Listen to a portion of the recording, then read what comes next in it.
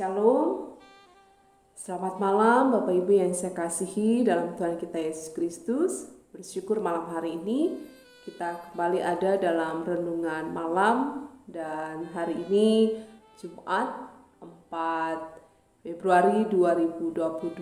Nas yang akan kita renungkan bersama-sama yakni dari Kisah Para Rasul pasal 9 ayat 26 sampai ayat 31.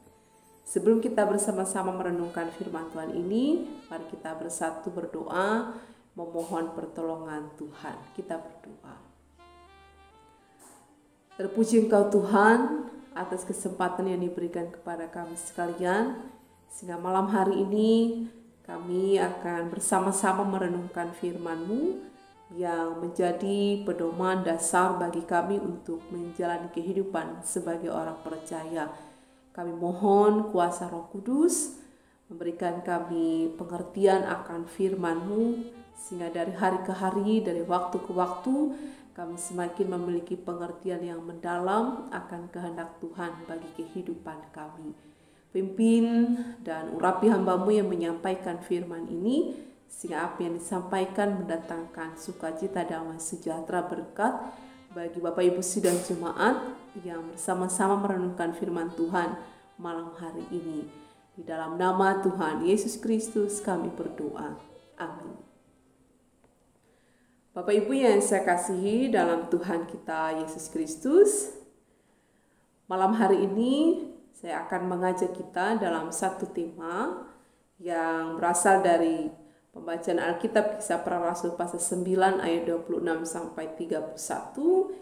Temanya yakni cara menyikapi permasalahan dalam persekutuan. Sekali lagi, cara menyikapi permasalahan dalam persekutuan.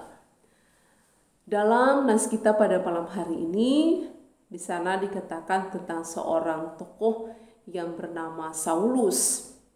Nah, Saulus ini sekalipun ia sudah percaya bahkan menjadi alat Tuhan, tidak dengan serta-merta ia mendapat penerimaan dari para murid. Dan inilah yang terjadi dengan para murid di Yerusalem. Mereka takut kepada Saulus dan mereka tidak percaya kalau Saulus sudah menjadi bagian dari murid Tuhan. Ini bisa dilatar belakangi mengingat Saulus dalam masa lalunya ia adalah seseorang yang berupaya untuk menganiaya, mencari, membinasakan setiap orang yang memanggil nama Tuhan. Dan ini kehidupan lama dari Saulus. Bisa jadi menjadi alasan para murid menjadi takut kepadanya dan tidak percaya bahwa ia adalah menjadi murid Tuhan. Dalam kondisi seperti itu adalah seorang yang bernama Barnabas. Nah, Barnabas ini menerima Saulus, kemudian ia membawa kepada rasul-rasul serta menceritakan tentang kehidupan Saulus ini. Mulai dari Saulus bertemu dengan Tuhan, kemudian Tuhan berbicara kepadanya, dan tentang keberanian dari Saulus ini ketika ia mengajar dalam nama Tuhan. Nah, apa yang dilakukan oleh Barnabas ini bisa kita pahami bahwa ia ingin memberikan penjelasan, berupaya untuk melakukan berbagai usaha supaya para murid dapat memahami siapa Saulus pada waktu itu. Bisa dikatakan bahwa kehadiran sosok Barnabas ini dalam rangka untuk memperjelas, untuk memberi pemahaman kepada para murid yang pada saat itu dalam masa ketakutan, ketidakpercayaan, dan tentu saja ini adalah masalah bagi persekutuan dan juga bagi Saulus, bagaimana ketika ia tidak diterima di antara para murid kalau mereka takut kepadanya dan tidak percaya kepadanya. Bapak Ibu yang saya kasihi dalam Tuhan kita Yesus Kristus, tindakan dari Barnabas ini menunjukkan bagi kita bahwa bagaimana ia berupaya untuk menangani persoalan yang ada pada saat itu. Bagaimana cara ia menyikapi permasalahan pada saat itu. Ia tidak diam, tetapi ia berupaya untuk memberi penjelasan. Ya, dapat kita bayangkan kalau Barnabas ini hanya diam, kemudian ia tidak memberi penjelasan, berupaya untuk menolong para murid pada waktu itu dan juga Saulus, maka Saulus ini akan merasa bahwa dia adalah sendiri dan tidak menutup kemungkinan akan ada dampak lain yang tidak baik dalam pelayanan Saulus sebagai alat Tuhan.